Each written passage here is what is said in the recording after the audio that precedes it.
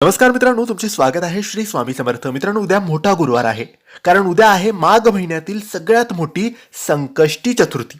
या संकष्टी चतुर्थीच्या दिवशी संध्याकाळी तुम्ही कापुरासोबत एक वस्तू तुमच्या घरात जाळायची आहे. हे केल्याने, हा उपाय केल्याने घरातील भांडणं, घरातील वास्तुदोष, घरातील पितृदोष, कुणाची नजर लागली असेल तर तो नजर दोष सगळं काही संपेल. घराची, मुलाची, पतीची, कुटुंबाची तुमची प्रगती होईल. आता हा उपाय, हे काम महिलांनी केलं तरी चालेल, पुरुषांनी केलं तरी चालेल, कारण लाभ हा एकट्याला नसतो होत, हा संपूर्ण तुमच्या परिवाराला होणार आहे. तर 5 फेब्रुवारी गुरुवारचा दिवस अजिबात विसरू नका. संकष्टी चतुर्थी आहे.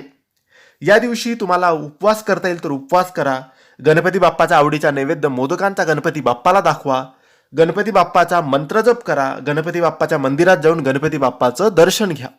त्यासोबतच संध्याकाळी 6:30 किंवा 7 वाजेच्या दरम्यान तुम्ही तुमच्या घरात कुठेही, हॉलमध्ये, बेडरूममध्ये, देवघरासमोर, किचनमध्ये, कुठेही एक मातीची पंती घ्यायची आहे.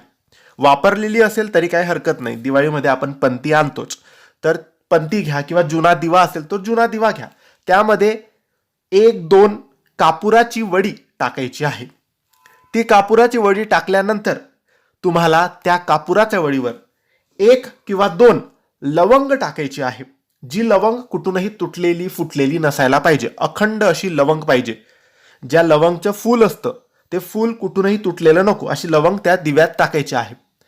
आणि खाली बसून हे काम तुम्ही देवघरासमोर केलं तरी चालेल. बसून तो दिवा पेटवायचा आहे, तो कापूर पेटवायचा आहे. कापूर पेटेल तर लवंग सुद्धा पेटेल. ते पेटल्यानंतर हात जोडून तुमच्या घरातलं वास्तुदोष, पितृदोष, कटकटी, भांडणं, नकारात्मकता, वाईट शक्ती नष्ट होऊ दे. आमच्या घरातून सर्व वाईट घराबाहेर जाऊ दे. दुःख, दरिद्री, गरिबी आमच्या घरातून संपू दे, अशी प्रार्थना त्या कापूर आणि लवंग जळत आहे त्याच्या समोर करायची आहे. आणि ते तसंच जळू द्यायचं आहे. ते तसंच रात्रभर ठेवायचं आहे. दुसऱ्या दिवशी त्यातलं जेही असेल, उदी असेल, ते जळालेलं असेल, ते तुम्ही बाहेर कुठेही टाकू शकतात. असा हा अगदी छोटासा सोपा उपाय तुम्हाला संकष्टी चतुर्थीच्या दिवशी संध्याकाळी तुमच्या घरात करायचा आहे. ही माहिती, हा व्हिडिओ आवडला असेल तर लाईक आणि शेअर करा.